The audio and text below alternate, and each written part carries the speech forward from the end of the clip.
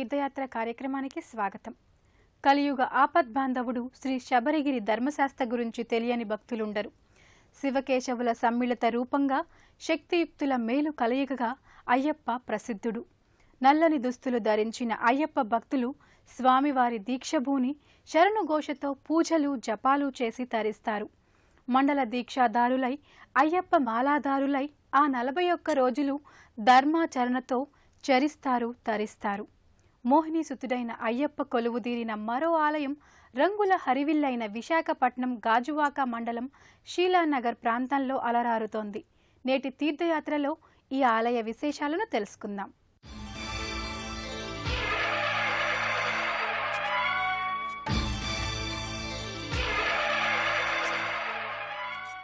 అయ్యప్ప మాలధారణం భక్తుల మనోవాంఛిత ఫలప్రదం. అయ్యప్ప దేవుడు దీక్షాదారులకే కాదు, సామాన్య భక్తజన సందోహానికి కూడా ఆరాధ్యనీయుడు. పవిత్ర మార్గశిర మాసంలో అతి పవిత్రంగా జీవించటానికి, ఉత్తరాయణ పుణ్యకాలాన్ని సద్వినియోగం చేసుకోవటానికి సర్వజనులు ఈ అయ్యప్ప దీక్షను స్వీకరిస్తారు. ఆ పరాత్పరుని దివ్యమంగళ ఆశీస్సులు గైకొంటారు. ఆ పందల యువరాజు మణికంఠుని సేవనం పరమం పవిత్రం. శ్రీకాంగేయం వన్నిగర్భం శరవణజనితం జ్ఞానశక్తి కుమారం బ్రహ్మస్యం స్కందదేవం గుహమంతుల గుణం రుద్రతేజస్వరూపం. హరిహరసుతుడైన అయ్యప్ప గురించి తెలియని వారుండరు. మహాశాస్త, ధర్మశాస్త, మణికంఠ, అయ్యప్ప అని అనేక పేర్లతో స్వామియే శరణమయ్యప్ప అనే ఘోషతో పిలిచే భక్తజనులు తమ సౌలభ్యం కోసం నిర్మించుకున్నది ఈ అయ్యప్ప దేవాలయం. కేరళ వాస్తురీత్యా నిర్మించిన ఈ ఆలయం విశాఖపట్నం నగరం గాజువాక మండలంలోని షీలానగర్ ప్రాంతంలో అలరారుతోంది.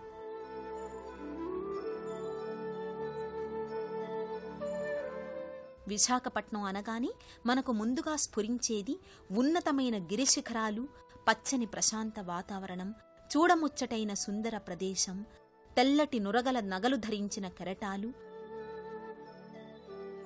ఎగసిపడే డాల్ఫిన్ నోస్ తీరం. ప్రకృతి సోయగాలకు ఆలవాలమై అద్భుత అందాలకు నిలయమై వెల్లివిరుస్తుంటుంది ఈ తీరం.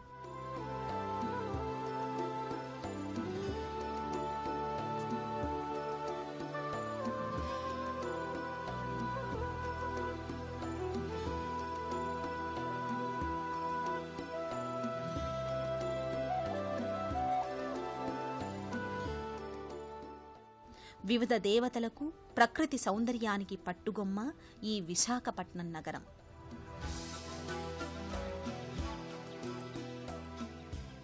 BHPV ఉద్యోగులంతా కలిసి అయ్యప్ప దేవాలయ సంస్థగా ఏర్పడి రిజిస్టర్ చేయించి తమ నెలవులో ఒక అయ్యప్ప ఆలయం ఉండాలనే సదుద్దేశంతో ఈ ఆలయాన్ని నిర్మించడం జరిగింది.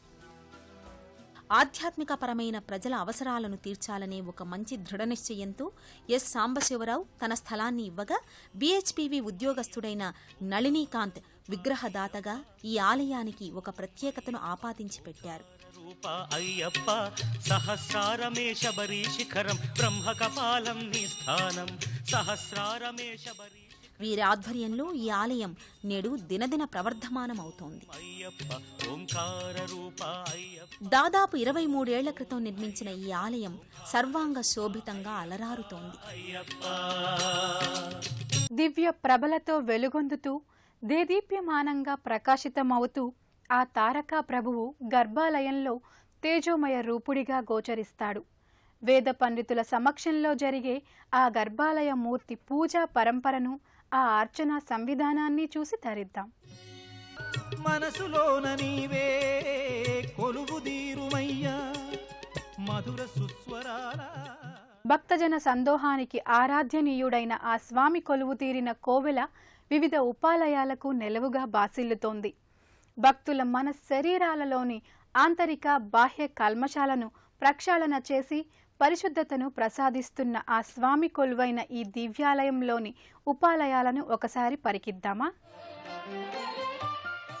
అయ్యప్ప స్వామి సన్నిధానాలలో తప్పకుండా ఉండవలసిన మరో మందిరం శ్రీ మాలికాపురత్తమ్మ మందిరం.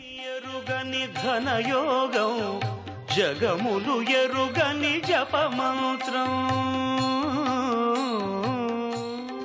ఈ నెలవులో అమ్మవారు సర్వాలంకారాలతో సౌందర్యవతిగా తేజరిల్లుతుంటుంది.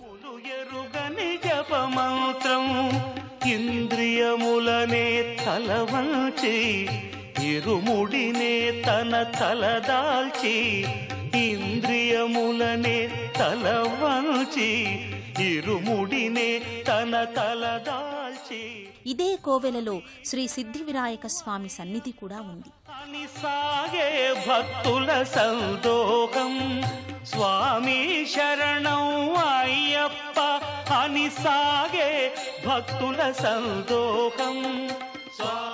సర్వ విఘ్నాలను నివారించి సర్వకామ్యప్రద వినాయకుడిగా ఆ సిద్ధి వినాయకుడు భక్తుల్ని అనుగ్రహిస్తుంటాడు.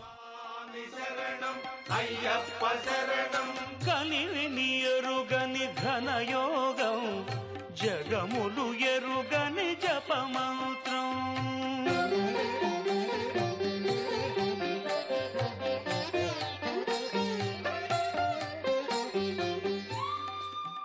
ఈ ఆలయ ప్రాంగణంలోనే ఉన్న మరో సన్నిధానం శ్రీ కుమారస్వామి ఆలయం. స్థానకమూర్తిగా గర్భాలయంలో షణ్ముఖుడు గోచరిస్తాడు.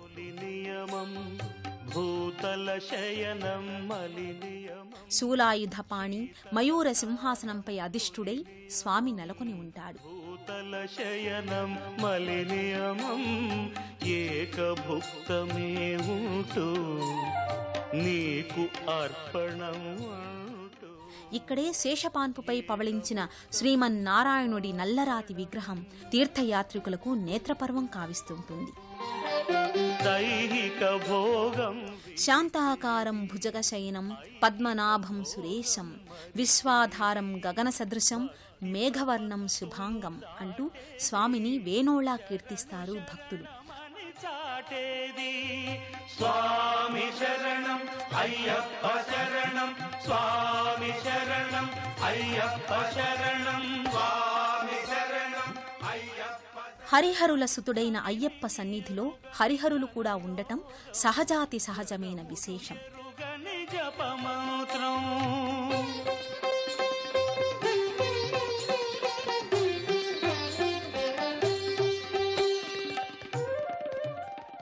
శివశ్చ హృదయం విష్ణుః విష్ణుశ్చ హృదయం శివః అన్న వేదవాక్కుననుసరించి ఒకే లోగిలిలో ఇరువురు పూజలందుకుంటూ ఉండడం ఇక్కడి ప్రత్యేకత.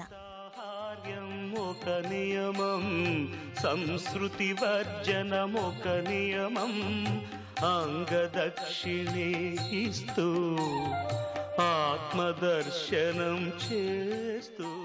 ఏ ఆలయంలోనైనా విధిగా ఇరుముళ్ళు కట్టడం పరిపాటి.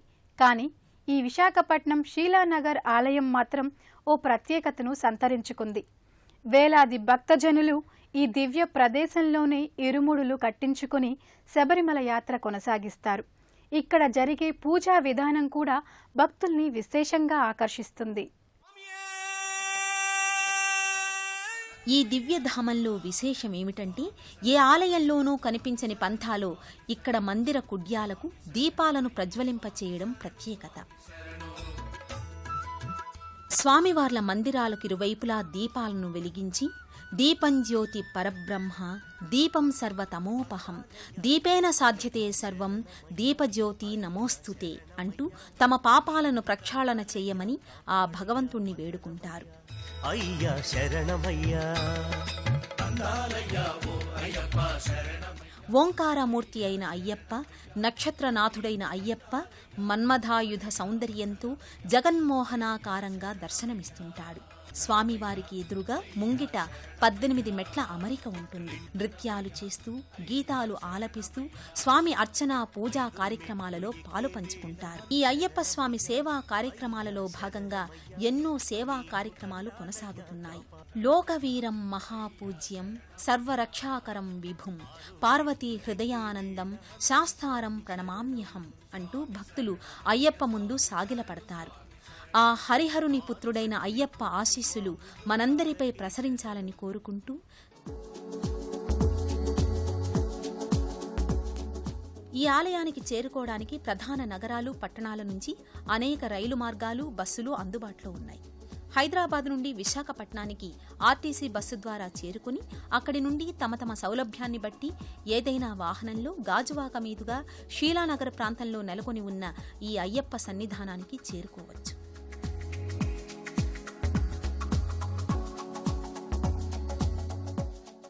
రత్నకల్పిత మానసం హిమజలై స్నానంచ దివ్యాంబరం నానారత్న విభూషితం మృగమదాం నిర్మితం చందనం అంటూ అయ్యప్పకు మనసా వాచా చేసే పూజ అపూర్వమైనది.